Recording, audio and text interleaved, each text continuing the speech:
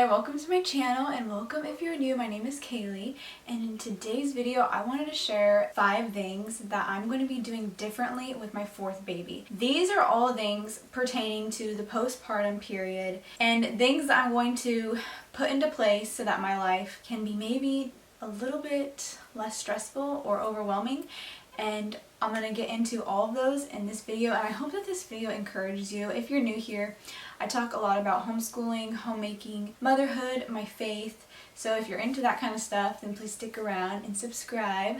I'm about 17, or almost 17 weeks. I'm 16 weeks, so there's not much of a bump, but we're getting there. So the first thing that I'm going to make a priority especially during the first 6 weeks, is rest. And this is going to be a little difficult because my baby is going to be born when my husband is in the middle of a school semester, which is going to be a little tricky, but we're going to make do. Not that with my previous children I would not rest at all, but I just want to make this even more of a priority. I felt with my daughter that I was bleeding longer because I was doing more, not resting as much as I should have. Like I said, this may be hard, but I'm going to be sticking to the basics of our days, and that is meals, simple basic meals, a little bit of laundry, 1 load a day, very light homeschooling sessions, and I'll get more into that later. But that's basically it. I'm just going to be sticking to the basics of surviving the first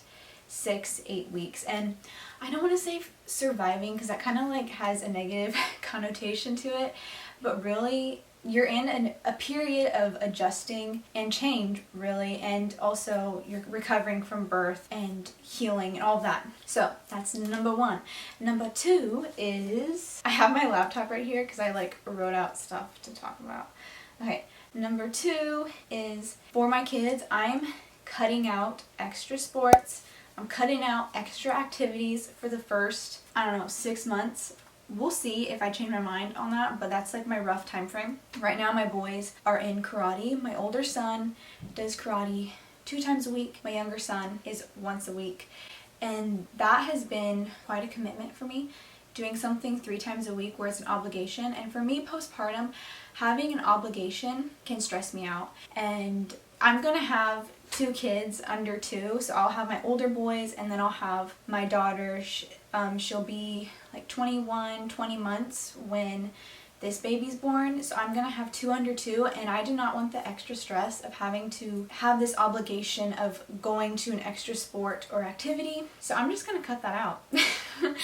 When that healing period is over, like 8 weeks or so, I will make it a priority to, go to a park for maybe 45 minutes or go to the library. We still will be going over to families' houses to hang out with family. As for sports and activities, I'm cutting them out. I don't need the extra stress, but for some people, having a weekly outing where you're going to be somewhere each week, that can be life-giving to some people, but for me, it adds more pressure and can overwhelm me, to be honest.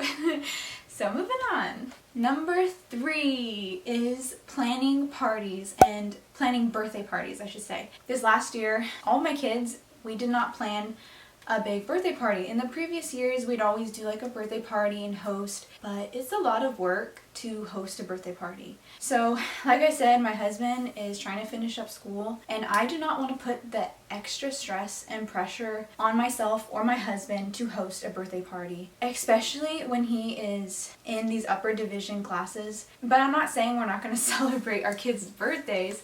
We do that in other ways that are a little more carefree for us and our personalities.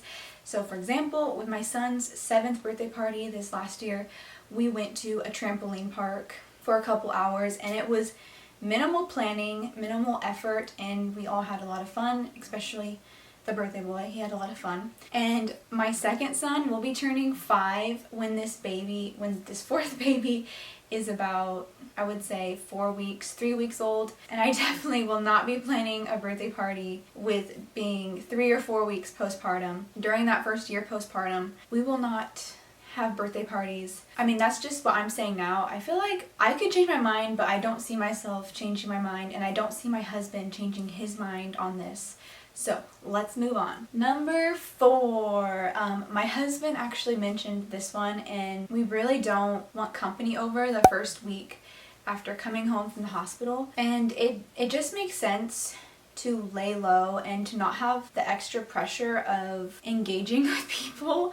I mean, for me, I feel like I'm kind of a homebody and I'm an introvert. And honestly, during the first month of postpartum, I get emotional. I remember we had family over and I was like trying to hide behind the water filter, hold back tears, and I don't even know why I got so emotional, but I was just crying in the kitchen, and I was trying to hide the fact that I was crying in the moment. Like, I was ashamed that I was crying, and I didn't know why I was emotional, because postpartum is just such a sensitive time, and it can be a lot of ups and downs emotionally. During that first little bit of time, we want to keep company to a minimum, and if people do want to come and visit, I think I'm just going to put a sign on the door saying, you know, keep your visits 30 minutes max or something like that. And then for my last one, since my baby will be born when my kids are in school, so right now I have a first grader. I keep doing like this robot motion.